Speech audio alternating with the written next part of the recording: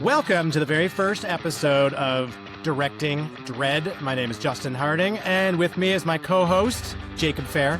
Hi, Jacob. Hi, Justin. It's great to be talking to you. This is something I've been wanting to do for a long time. The reason why I wanted to do it with you is because when I met you, it was like meeting myself 20 years ago. And the reason why it was like meeting myself 20 years ago, because you are an extremely passionate filmmaker who's just finished his first film and has done a series of short films and is looking to build a career as a horror film director. Exactly that, specifically. And it's great that we're doing this, because to me, I really want to produce something of value for young filmmakers that want to make a career directing. I've been working in the horror genre for many years, and I just want to give something back to young filmmakers in the form of inspiration and insight, and to have our perspectives, you know, someone who's passionate and coming up and just finishing their first projects and trying to break in, contrast to myself, who's been doing it for a long time and has lots of real world experience. And I think those two perspectives are interesting. There's lots of value in those perspectives, and that's why I wanted to do this. So this is the first one. Well, exactly what you just said. I wanted to echo what you said, because when I met you, I was like,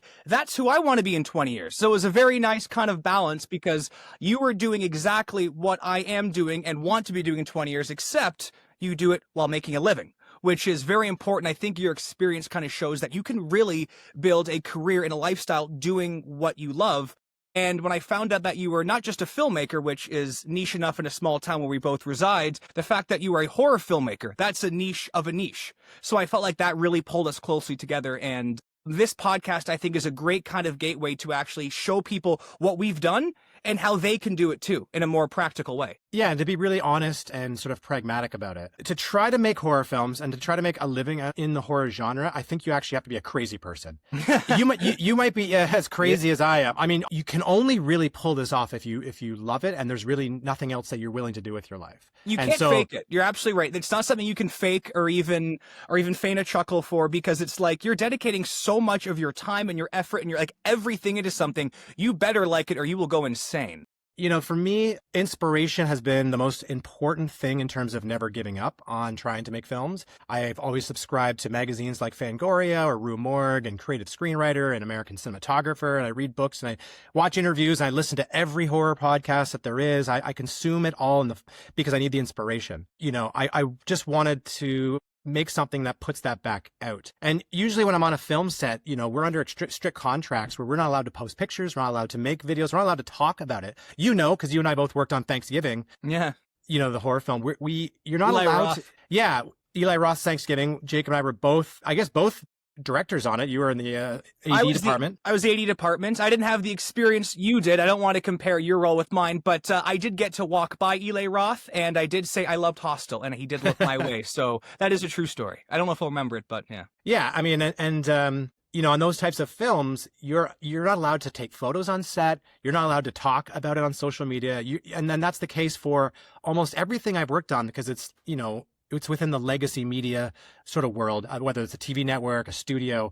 It's not social media work. But by doing a podcast like this, you know, we have a lot of experience that we can talk about. There's a lot of projects that we can pull from and share insight. And there is projects I've worked on that now so much time has passed that we can go in a little bit into the process and share insight. So it's like the right time to do it. But I want to talk just quickly about like why this genre. I think it just stems from, one, loving the feeling you get when you watch horror movies. Like that was for me, like when I think of why I love horror movies, I think of how I felt watching The Thing. Basically, it comes from I was just getting into horror films, and my dad was like, the scariest movie in the world is the original Friday the 13th.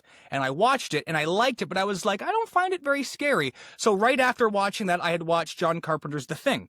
And I honestly thought that was the scariest thing I'd ever seen at a young age. And that feeling I got, right, the chest bursting scene, but it was the moment leading up, the chest burst scene, and then when they do the blood test, I had never felt such anxiety to a degree where it wasn't like unpleasant, it was exciting. And I think it's that exciting adrenaline that only really a good horror film can give you.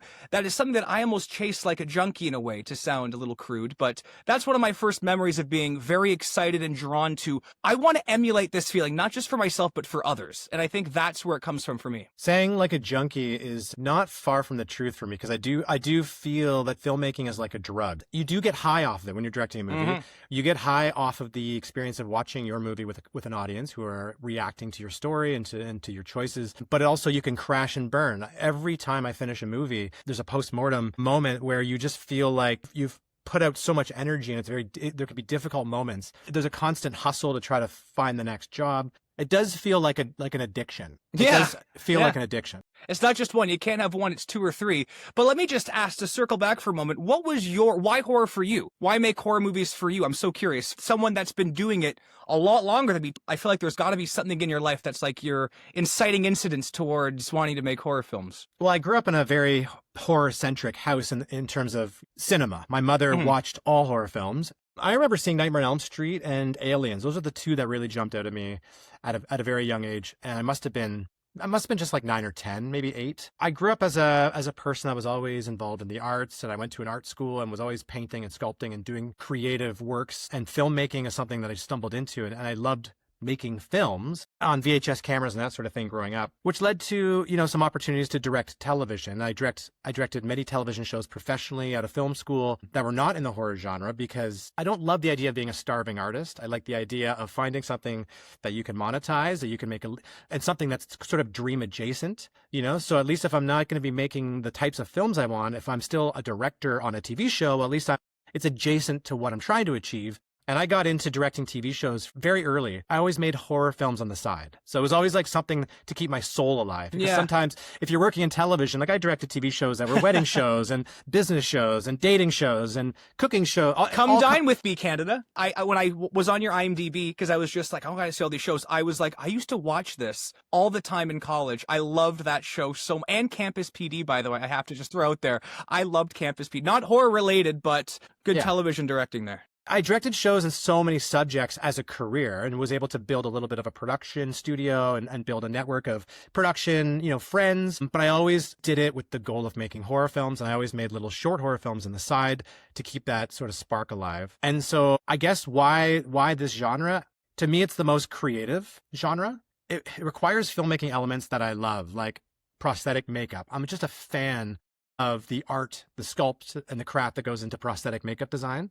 And just started to make short horror films on the side for fun. And then it wasn't until those short films started to win awards and it sort of introduced me to a larger world, which is the film festival world. And through that, other opportunities came. The filmmaking and storytelling craft of building suspense is very interesting to me. It's different from other genres. Comedy has suspense. All stories have some sort of suspense, but in horror, the craft of building suspense is like a game that you're playing with the audience. And there's something very addictive about that aspect of it, because you don't need celebrities. You don't need a big budget. It boils filmmaking down to the bare fundamental elements of it, which is shot design, performance, sound, light. It doesn't really require big budgets, as long as if you can build a suspenseful scene that keeps people engaged and scares them in a real way. That's like a gold currency. There's a value in your voice and your ability to actually do that. And by going to film festivals and seeing people react to the suspense that you've crafted through basic filmmaking building blocks, to me, it's like that to me is my favorite aspect of directing horror. That's really interesting. And that's actually a good point, because horror is one of those genres, like you just said, like the idea or the concept sells itself. Like you just said, you don't need a big actor. You don't need $10 million. You can basically have a really cool idea, really well-crafted suspense, and an audience will be there for it, because it's in our human nature to be drawn towards those stories, I think. It excited me, and it probably excited you at a young age, because it almost felt like I shouldn't be watching this. Like I remember having that feeling of like, I won't tell my parents I watched this, or you're not allowed to watch this, and yet I want to watch it more. So I feel like there's almost like this enticing aspect to horror films of like, you want to see this chainsaw guy? Huh?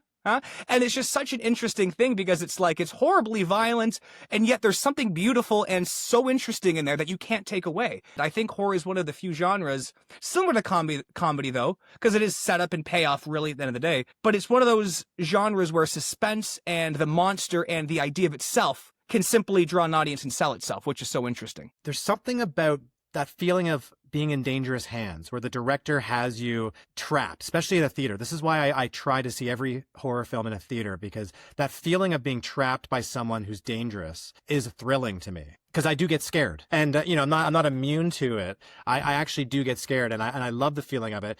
Something like Hereditary that has a little bit of a mean spirit to it, where you feel like, oh, this is like, you don't know where this director's taking you, is so thrilling. Well, you just said my favorite horror movie, and I say that my favorite because Hereditary is to me, again, because I know it's subjective with horror, but you just said Hereditary. That is the film that has scared me the most, because it was horror that I didn't just go, I was scared. I felt it in my stomach. Like, I don't want to be watching this, but I do. It's a very weird balance of it's unpleasant, but it's enjoyable with how realistic and terrifying that is. And again, you brought up Hereditary, so I just feel like that movie to me is the epitome of that scares Jacob. Now, was that the same for you, or is there another film that you felt kind of hit you in a more, I don't know, terrifying bone, or elicited more fear from you? I don't know. There's something about almost an assault on your senses that I've always been addicted to. Here, a good example is Requiem for a Dream, which I do consider a horror film where like addiction is like a monster. Yeah. To me, that's one of the most disturbing, one of the scariest and most disturbing films ever made. And I used to work in a video store when that movie came out, and I remember taking it home, and I never returned it. And I watched it every single day. And my roommate thought I was insane. And I remember all of my friends, the first time we watched it, they were all horrified and disgusted. And they're like, I'm never watching that movie again. And I just was like, okay, I'm watching this movie every day. I need to figure out how the director had so much power. Yeah. For me as a director, there's two different sides to me. There's that side, which I like, the mean-spirited, very, powerful form of suspenseful, genuinely terrifying horror filmmaking. But then I also have this other side to me that is passionate about gateway horror, things like Beetlejuice or Tremors, or things that are more fun for like younger audiences that don't have the mean spirit. Mm-hmm.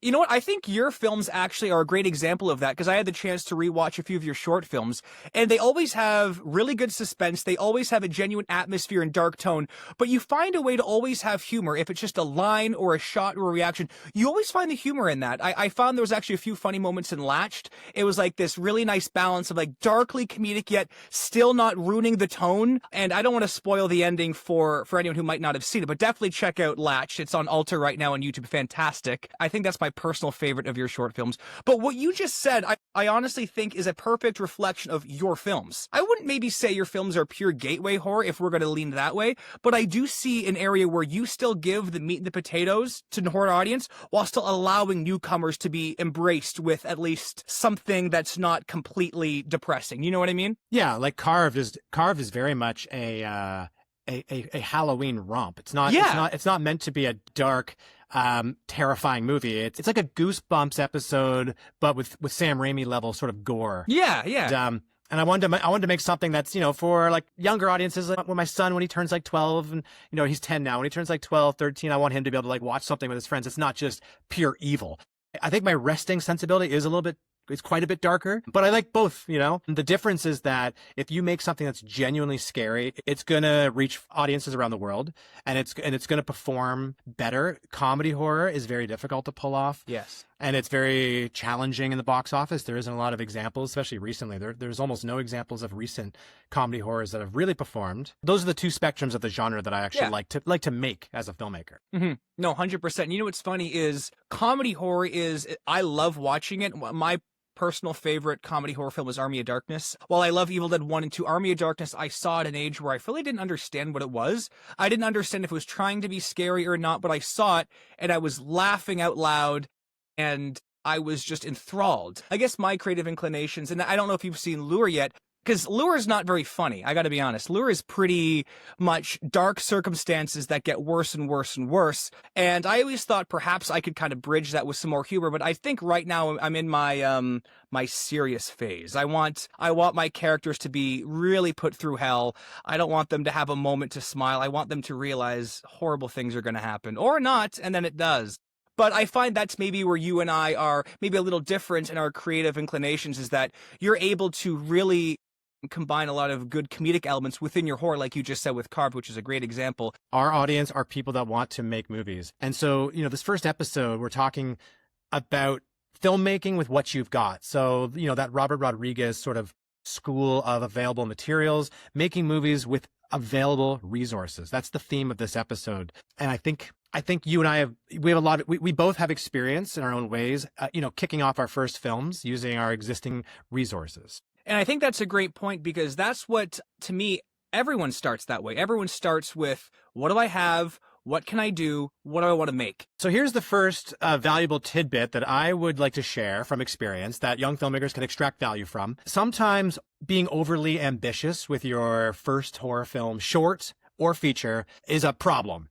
And I have made this mistake so many times by trying to make short films that are just too ambitious. And this ties into our theme of using available materials, because if you're just starting out, you don't need to do something that's overly ambitious. You don't need big monsters and big effects, and you don't need anything. What you need to do is think of creating something that's really small, like 2-3 minutes long, using 1 or 2 people in 1 or 2 rooms, and create a story with suspense and really prove that you have a voice in the genre. Because if you make something 2 or 3 minutes, it's easier for film festivals to program. You have a way higher chance of getting your film selected into big film festivals if it's 2, 3, 4 minutes. I've made films that are 20 minutes and 15 minutes, and I've had rejection letters from festivals that have said, your film's too long. It'll get into some, but not others. I just think it's been a problem. Some of my favorite short horror films that I've ever seen are literally just a couple people in a room. A good example is Lights Out. Yeah. Which we've all seen. What is that, 3 minutes, 4 minutes? I mean, it's 2 people, a light switch. The horror device is so pronounced so quickly that you're like, oh my God, this idea is terrifying. And we've never seen that before. Another example is Tickle Monster. I don't know if you've seen Tickle Monster. The director of Tickle Monster is Remy Weeks. You can find it on YouTube. Google Tickle Monster. When I had Cookie at South by Southwest, I was part of a short, like a midnight block, and Tickle Monster was a part of the program, and I became, obsessed with this director. Tickle Monster blew the roof off of the theater. Like, people went crazy for it. This is a 3-minute movie. Remy it was one of his first short films he ever made, and it's so masterfully done. In the first few seconds, you're just like, who's this director? It was so clear that this is a talented person, and that was conveyed within seconds. Okay. Lights Out, the director David S. Sandberg went on to do, the Annabelle film, Shazam. The point is that producers, studios, agents, festival directors, other filmmakers, they can recognize if you have a voice and a skill for horror filmmaking. They can recognize that in 10, 20 seconds. Like, you don't need to make a 10, 20 minute movie. You should aim for 2, 3 minutes, up to maybe 5 or 6, 8 at the max. This is advice that I wish I took myself, because right now I'm finishing a short that's 45 minutes long. Well, there we go. It is so overly ambitious. It involves stunts. It has a monster. It has visual effects. I've just made so much work for myself. It's taken me a couple years to put it together. A couple years on a short film. I was going to say, the idea of that, I guess, again, this is just a thought, is at that point, if you're making a 45-minute short film, why not push all the way to a feature at that point? It was really designed to be more of an episode, like an anthology, like an hour-long episode of television, which is 45 minutes. So I'm actually looking to cut it down to about 20 minutes. The point is, it's too long. If I just, like right now, I'm just looking at the camera gear around my office going, I should just make something with my son in a day, cut it together in an afternoon, and then it's got a better chance of traveling around. And I just think being overly ambitious can be an issue if you're starting out, because you just don't need to do that. What you need to do is focus on something we've never seen before, that shows your voice as a director and your ability to tell a story with simple tools. And by keeping it short, you'll get programmed in more festivals. That's important. Festivals really is where filmmakers are discovered. It's still the best way to get your work curated and to get it presented to the people that are looking for the next voice in horror. Yeah, and you know what you just said is, I think the advice here is they're called short films for a reason, and that's what I learned. Because I had tried to write a number of short films, and my scripts were like 15, 20, 30 pages, and I remember being like, this just isn't working. So I did my first short film. It's called Noose. I don't know if it's on YouTube. I might have taken it down, but I did it right before I went to film school. It was basically, hey, what can I do with $0 in 3 minutes? That's how long it was, 3 minutes or 30. And what can I do with nothing and make it? And again, it was before I went to film school, so it's not very good. Your first couple films are probably not going to be great, so you might as well just start making them and give yourself permission to fail, because you only learn by the failing. That's a way to do it. Now, is that how you made your first films? Well, that's exactly how I made all of my films. I haven't reached the level of budgets where I'm playing with lots of money, but exactly what this theme of is how I got every film made. So when I was writing Chimera, what happened was this. I met a producer and I said, I'm going to get you the best script in the world in X amount of time, whatever it was. So I went home, and before I started, I literally did what you just suggested, and the whole Robert Rodriguez thing is, I literally made a list. What do I have? Who do I know? What do they have? I wrote a list. I have a family cottage. I have a lake. I have a friend connection of that guy. I made a list. For example, in my film, we used a gas station, like a real gas station and convenience store, and that we weren't allowed to film there. There's no way we could get that for free, right? So what I did is a month before we confirmed the film, I went there every single day. I didn't really buy anything, but I went there and I bought like a bottle of water and just said hello. And I would introduce myself to the owner every single day for a month, just so they would remember me. And then one day I came in and I asked, just in a very polite way, and they said yes. And I don't think I would have gotten that yes if I hadn't made the effort to establish that connection, build that relationship up where they said yes, where we could literally use a gas station convenience store for free. If you're an aspiring filmmaker, looking at your available resources you shouldn't look at it like it's giving you restrictions. You should look at it like those restrictions are a source of inspiration, because it's limiting your options. And you can craft a story within the resources that you have. It's gonna be a source of inspiration. Yeah, and with Making Monsters, we had access to a church. My friend John had just bought this church, and he's a person who fabricates and creates prosthetic makeup effects for movies, and his whole church was filled with monsters. So I just wrote something that involved a church full of monsters. And he was also the person who acted in the movie.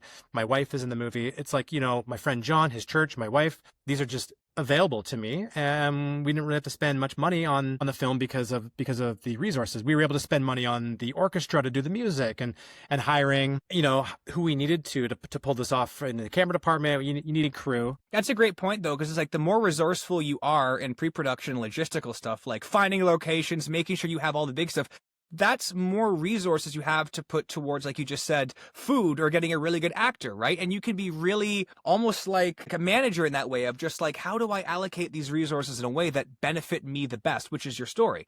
I think that's how your voice comes. I think filmmakers' voices literally come from their limitations and how they adapt from those specific limitations. You know what I mean? Because everyone adapts to issues or problems differently. And I think that's how different filmmakers find their voices with their storytelling. Yeah.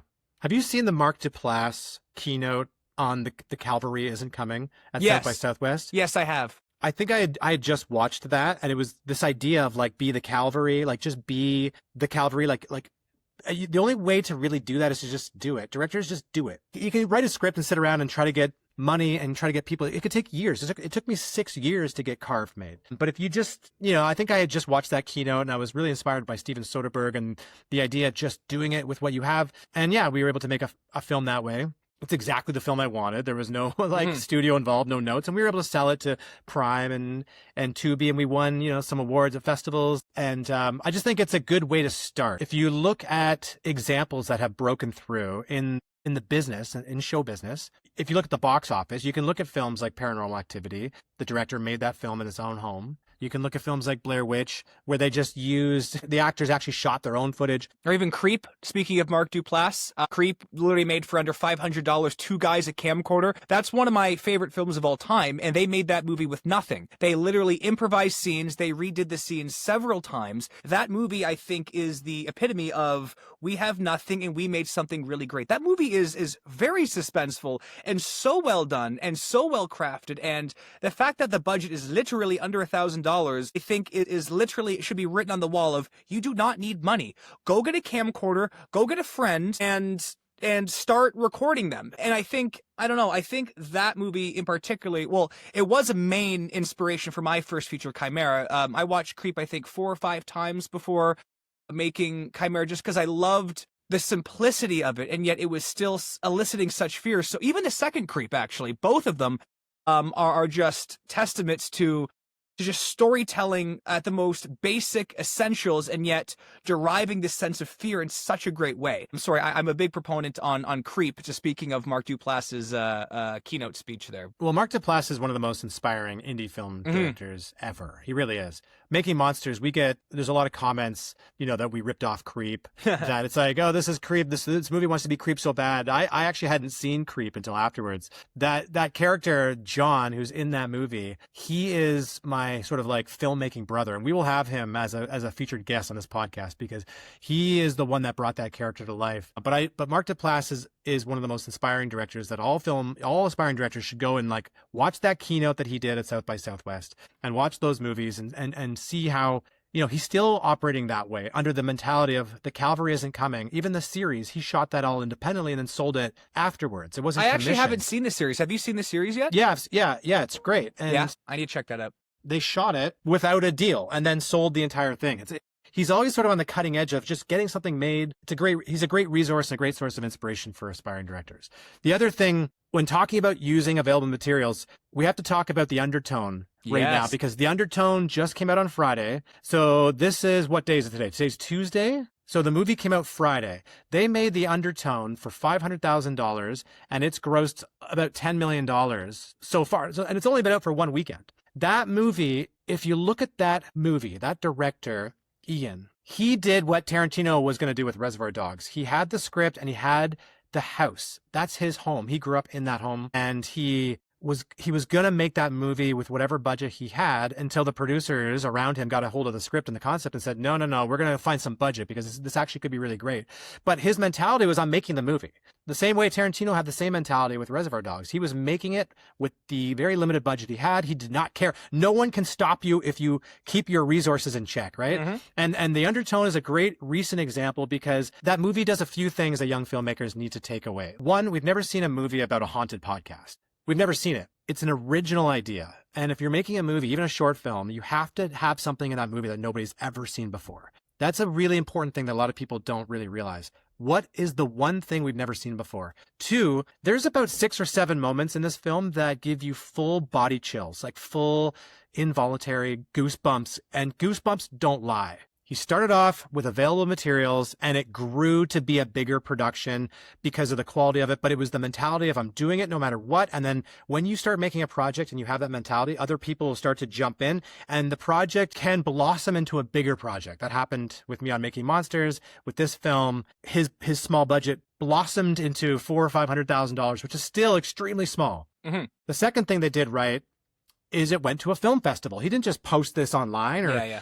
They didn't try to do a pre-sale or sell it to a streamer. It went to the film festival circuit because you're seeing it theatrically, you're seeing it with an audience, and you're getting feedback on social media after the festival. And at Fantasia, people were commenting that this is the scariest movie they'd ever seen. Yes. That comment, that commentary around the film from the film festival is what drew all the attention, not just from A24 and all the other studios bidding, but also from the producers of Paranormal Activity and from Blumhouse and James Wan and these people. It's a testament to the power of the film festival. They finished that film 2 days before premiering it. I had no idea that. Wow. They just kind of rolled out of the edit, premiered this thing, and it was just like, boom. Stressing me out. My God. One thing that stuck to me is I just like the marketing is the scariest movie you'll ever hear, which is such an interesting, marketing little, it catches you. And also, it's all about a podcast. And again, you've seen it, so if I'm saying anything wrong from what I've gathered from the trailer, correct me. But what I think you were saying really well there is that the film wasn't overly ambitious. The film stuck with what it had. It's a podcast horror film that relies more on the suspense of sound design and creepy things that you hear. It seems that they were very resourceful, but they weren't, like you said, overly ambitious. They knew their lane. It's not only an original idea, but your narrative engine for the entire thing is in the earphones of a character. So the sound design becomes the device for suspense. And so it's like if you're trying to create that visually, it's going to be expensive. This movie does not need visual effects on any sort of in any way. It's all in the sound design. And one thing, and this is just a general filmmaking note for all genres, but filmmaking, is that a lot of the time early filmmakers forget the importance of sound. They think visuals are everything. Sound is so much more important than a lot of people realize, especially early filmmakers, including myself. Well, we've all seen films about demonic entities that have possessed somebody. We've all seen flickering lights. We've all seen dark shadows. We've all seen children's drawings scribbled on. This movie has all these elements that we've sort of seen before, but it feels expertly crafted, and it feels fresh because of the sound. If you look at that film, I guess, what do you call that? That's a bottle film. It takes place in one location. What other films have taken place in one location like that? Room, but that's not a horror film. 10 Cloverfield Lane, there's 3 people. That's more suspense. What I else? Like what other films take place in like one location like that? Buried with Ryan Reynolds. I quite like that one, actually. In Phone Booth, there's a few characters, but it's basically just one guy talking to a dude. So there's a few, but again, they have very specific concepts that they're kind of going towards. Like, oh, it's you're But buried. these are good examples. These are good examples. Like, I always like the movie Tape, done by Richard Linklater, which I haven't seen that. It's all in a hotel room. It's the whole thing's in one hotel room. It's Ethan Hawke and Uma Thurman. It's not really a horror film. It's not a horror film, but it's like a stage play in a room. But these are that's an interesting genre to look at. What, you know, Jane Doe, the something case of Jane Doe. It's the autopsy of The Jane Autopsy. Doe. Thank you. That movie is fantastic. 3 characters. You say 3 because the body's a character. That's actually one of. That's actually a really good example now that I think about that, because I quite like that. That was a movie that really was suspenseful, really scary. And again, I think it had some tropes, but I think it utilized the tropes in an interesting way. And again, with like 2 characters, like I was interested the entire time. I think that's a good example too, actually. Yeah, so the 3 big lessons that could be taken away from Undertone is that it's a film made with limited resources. It went through the festival circuit to generate enough attention to land a big studio deal. And it's an idea and a device that we've actually never seen before. Those are the 3 big things you should always be thinking about. Available materials, getting them into film festivals by keeping your films, short and keeping them genuinely scary, and have at least one element or one device in your film that we've never, ever seen before. Those 3 things are key. I think that's a great point. I always have something that makes your film stand out, and I'm just trying to think of another film kind of like Undertone, where it's like an indie filmmaker, and my mind is going to another current horror film. It's more cosmic horror, but it's Iron Lung. So that's by Markiplier. I don't know if you I've subscribed to Markiplier on YouTube since I was like 10 years old. So I've grown up watching Markiplier play horror games, and so I was very excited to see Iron Lung. And what's very interesting about Iron Lung is, like you just said, is number one, he was resourceful. His resources were a bit different because he had a lot of subscribers to pull from, and he was able to crowdfund a lot of money privately, I think $4 million, to get Iron Lung done. So while that's an extreme example, it's still utilizing what he had. He had that audience he'd been building up for a while, and he literally had that game he had played over and over again as a built-in audience. So he was passionate about the idea. He loved it. He wanted to bring that to life, and he had a resource that he utilized. I thought Iron Lung was a really interesting kind of atmosphere world. And again, I don't know if you know the story or the world. I don't want to sound like an annoying dude. I don't know the video game. I know it's based on a game. I don't know the game. So I won't, very basic. It's about this guy in a ship in this planet, and he's basically in an ocean of blood, and he's trying to find things. I'm trying to be very vague, but he's trying to find things that may be a secret to entities that are down there. So it's very cosmic horror, and I think what is interesting is he utilized what he had. It was a cosmic horror, so it was a subgenre of horror that hasn't been done quite that way before. And also, speaking of movies where it's one character in a room, the movie is literally Markiplier in a submarine for 2 hours. So that's a perfect example where how do you sustain momentum and pacing within one room and one character? The lighting, the cinematography, it all came together, and while it was a $4 million budget, it looked like $10 million to me. Like, it looked so good and crisp.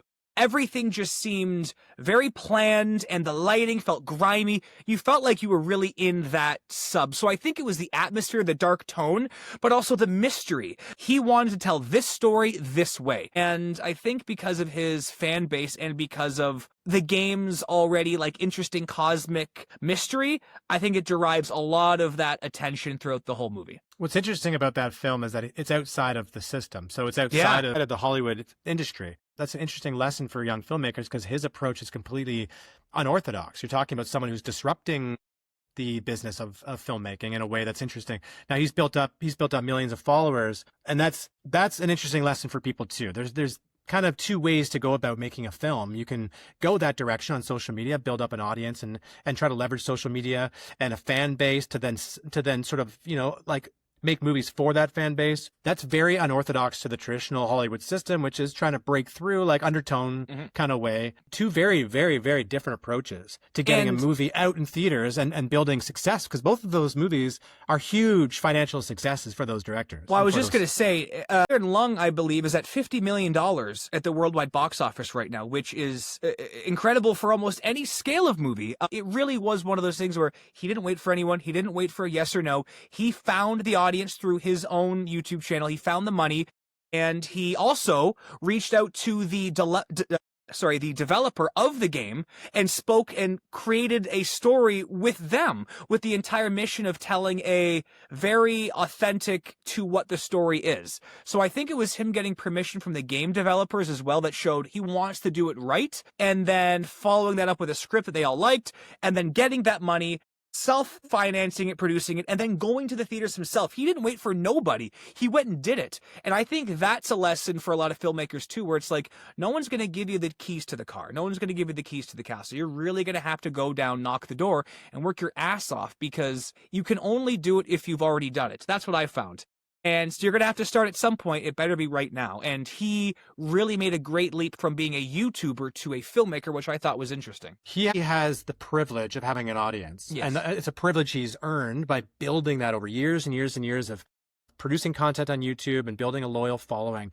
That is such a specific case study in releasing a film, because he had his fans calling theaters to request that this film gets played, and it's still in theaters. I don't know how that's a very good case study. It's an interesting case study for releasing a film. I don't know how young directors can model that director or can duplicate that success without having that sort of fan base. You'd have to go and spend 10 years building a YouTube audience to be able to do what he was able to achieve. And another recent example, funny enough, is someone that I have been watching even longer than Markiplier, someone that actually I can contribute to why I'm a filmmaker myself, is Chris Stuckman. So Chris Stuckman's feature, I have it right here on Blu-ray, Shelby Oaks. So the reason why I have this is because I've been following Chris my entire life. I was one of his earliest subscribers ever. And when I found out he was making a movie, I went and supported him on, I gave him some of the money on, was it Kickstarter? I forget what it was, but I donated to that because I was so amazed that a guy I watched just talking about movies was really making the leap to filmmaking. So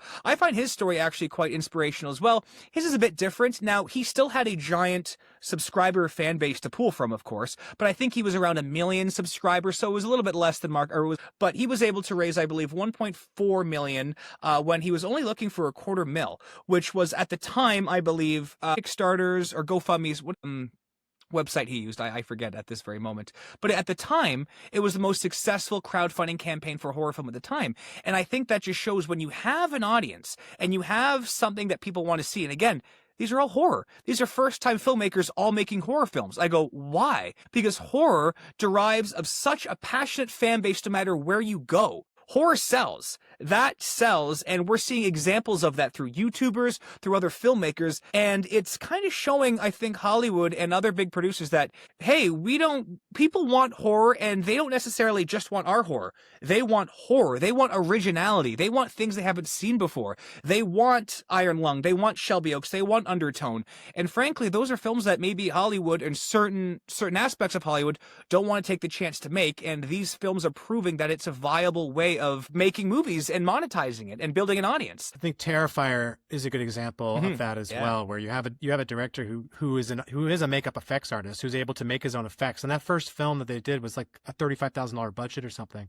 It's very low, but he was making that movie with independent resources, and that's grown to iconic status. It's amazing. And released, another interesting case study, released without a traditional studio involved and released unrated. So yeah. So if you're a young director at home, like I think about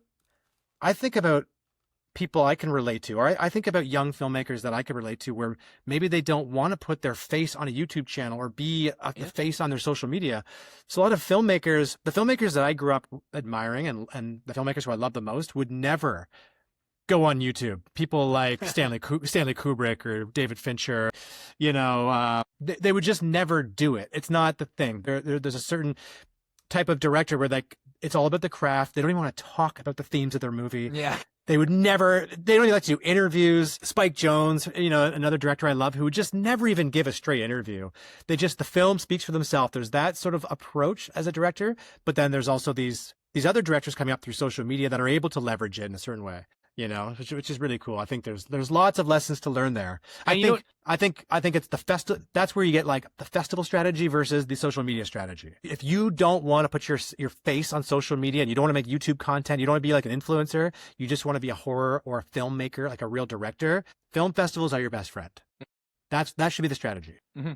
I'd also say in that case, if you don't want to be on camera at all, I would say then start writing. I would say writing is going to be your best friend, because if you can come up with your ideas and then bring those to fruition, you don't really need anything else. You don't need to, have an audience. You can have these ideas and then do them. And I think writing specifically with horror is really interesting too. So I totally agree. I think, and just to tie it back to what this episode is the main lesson is from all these films, from Shelby Oaks, from Iron Lung, and Undertone, is if you want to make a film, start with a short film. Start with something simple and effective. Take stock of what you have and think, what scares you?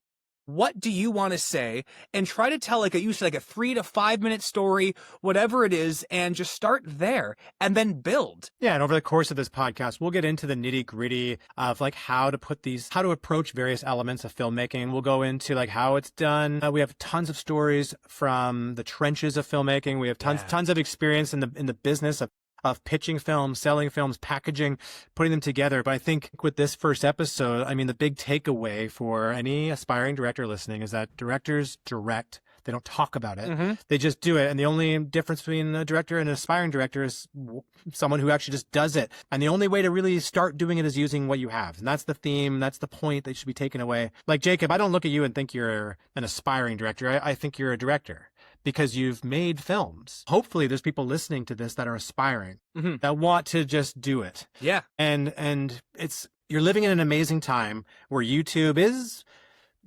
has taken over the number one spot as the number one studio with the most eyeballs on it. You do have social media to leverage. You can build an audience. You have amazing quality cameras in your cell phones. You have cameras that are cinematic cameras that can be purchased mm-hmm. cheap.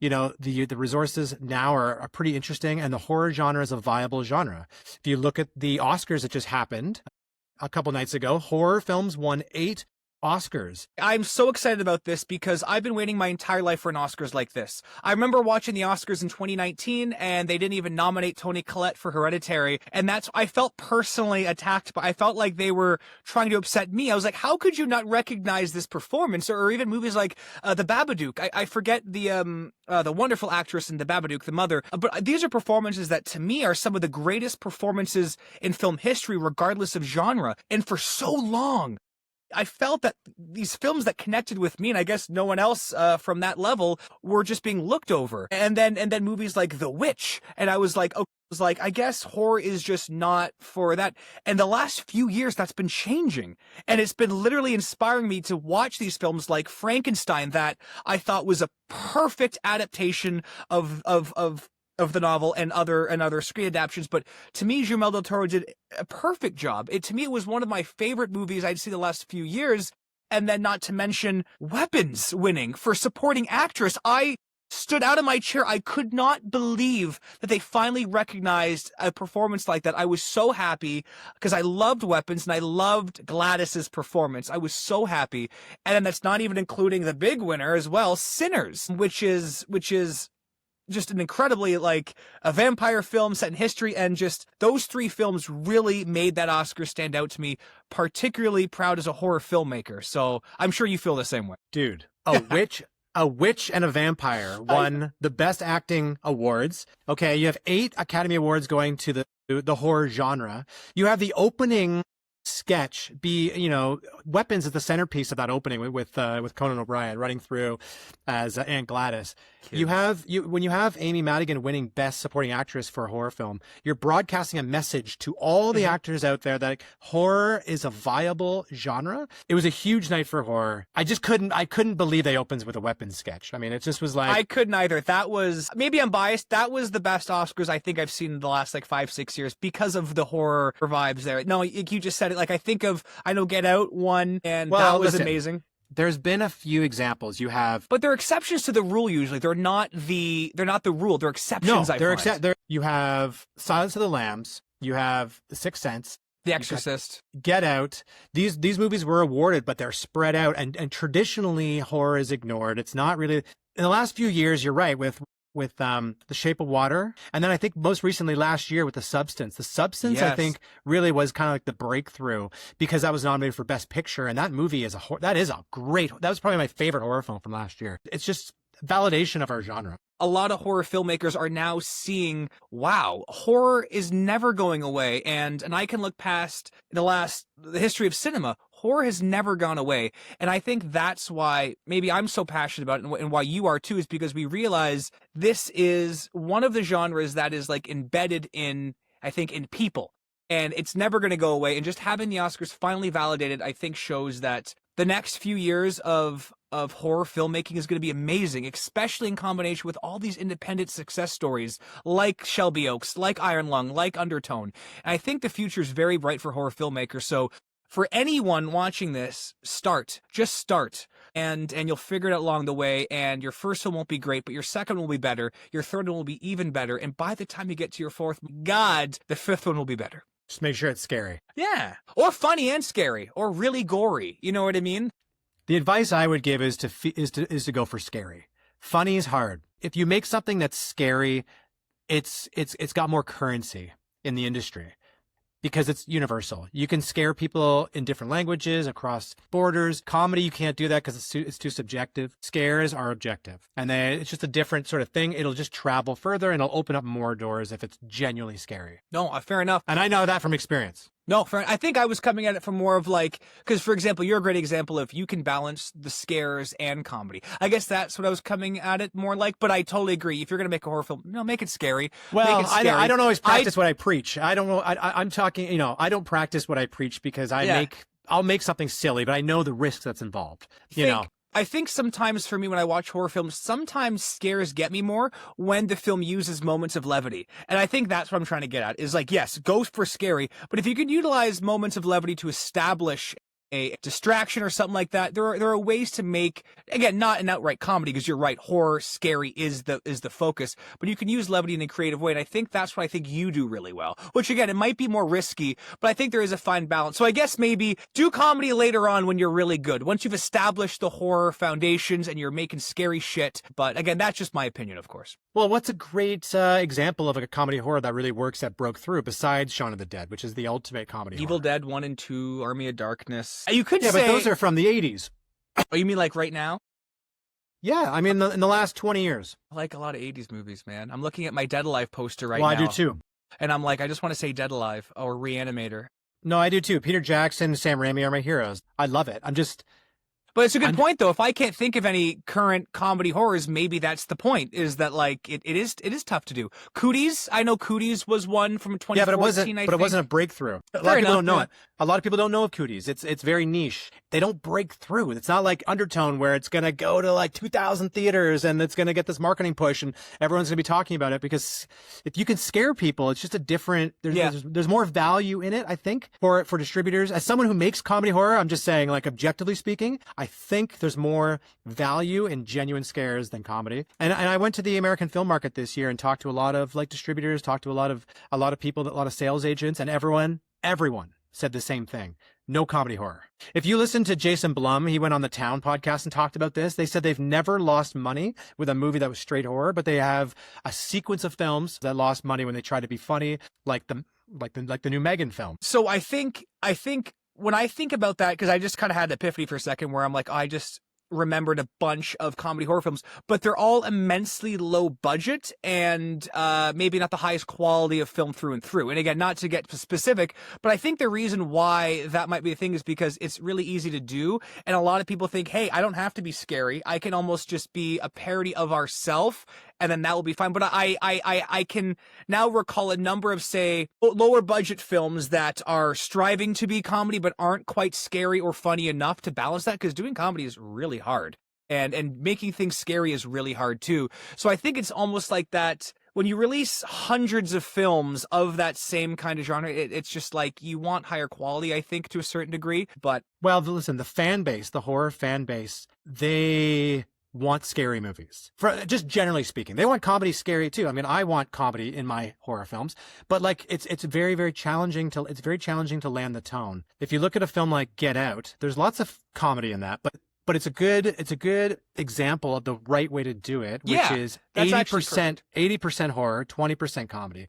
Even my own film Carved, it's for many people in the horror community, it's too goofy, it's too funny. Mhm. It's exactly the movie I wanted to make. You know, I like those types of movies. I was going for a Sam Raimi style or Peter Jackson style thing where it is goofy and silly, but in today's world, the audience for this sort of thing really wants more scares. And so that's a takeaway for young film directors in the genre. 80% scary and 20% horror is kind of where you want to aim from my perspective. Mm-hmm. I'm not saying I always do that. I'm just objectively speaking, that would be a wise thing to consider. I think Get Out's a great example. I think that's what I was trying to getting at, is that it's a fine balance. It's tough, but no, I totally agree with you. I think making shit scary, because that's where I come from. Like, as much as I love horror comedies, and it's funny I took that stance, it's like, I want to make scary shit. Lure is a very serious, trying to be suspenseful, scary thing. Chimera is the same. So I completely attest to that. But yeah, no, I think it's very challenging. Like you just said, it's immensely challenging to balance that. Well, it's hard to land the tone. Tonally, how do you land it tonally?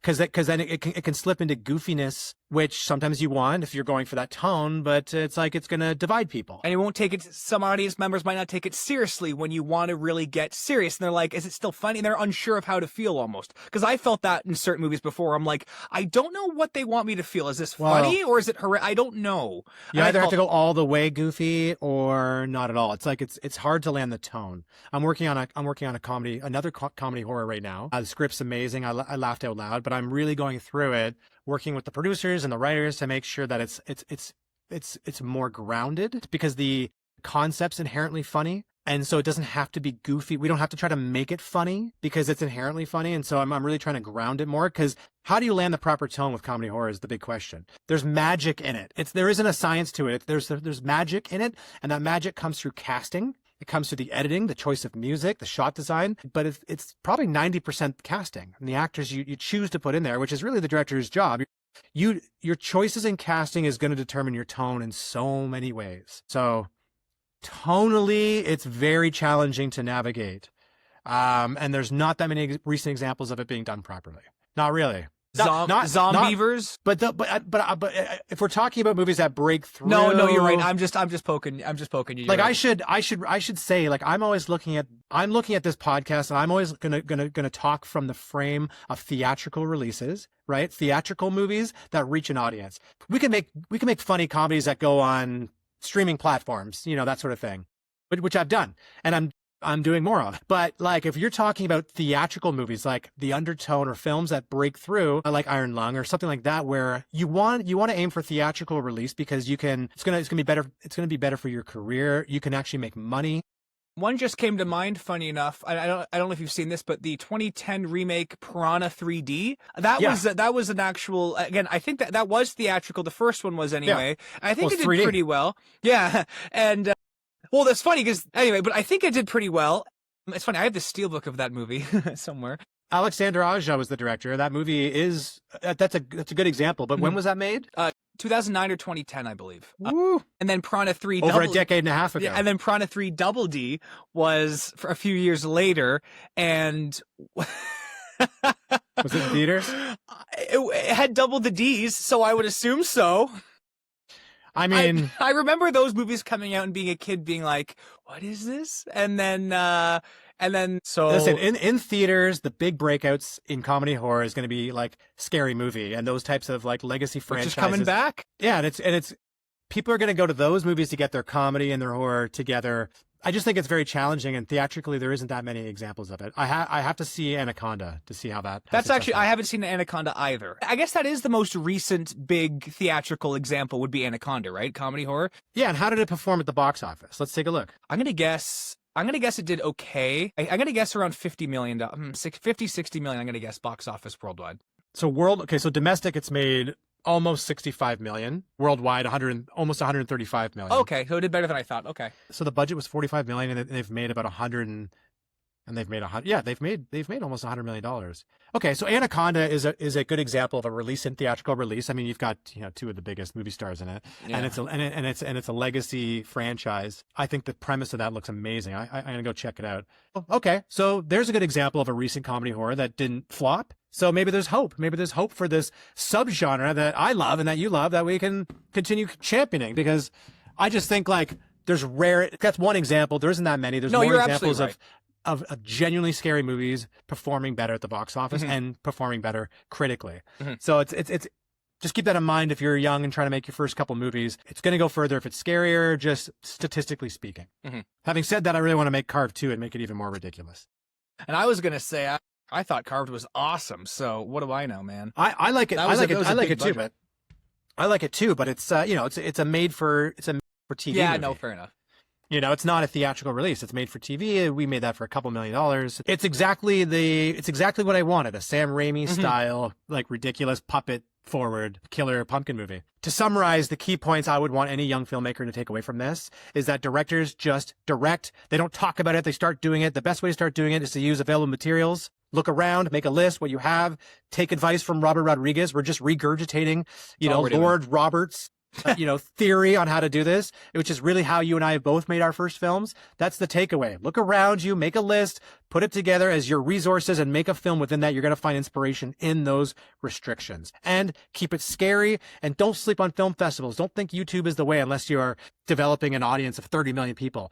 Film festivals is how you're going to break out. And the scarier it is, the better chance it's going to have of breaking out in those festivals. What do you think the takeaways are? Takeaway, well, it's everything you just said, but also just start. A lot of filmmakers, I know me, were very nervous to start. It's, I don't want to, but it doesn't matter. You're going to go because you love film. You might as well start now. Take what you have, like you just said, and start. Make something small, make something a little bit bigger after, and grow from there. My biggest thing is don't wait for anyone. Don't ask for permission. Just start making movies. Watch films that influence you. Watch them over again. Feel inspired and make something that inspires somebody else. That's all I can say is just start. And like everything you just said, which I don't want to regurgitate, but just make sure that you're being resourceful and scare the shit out of your audience.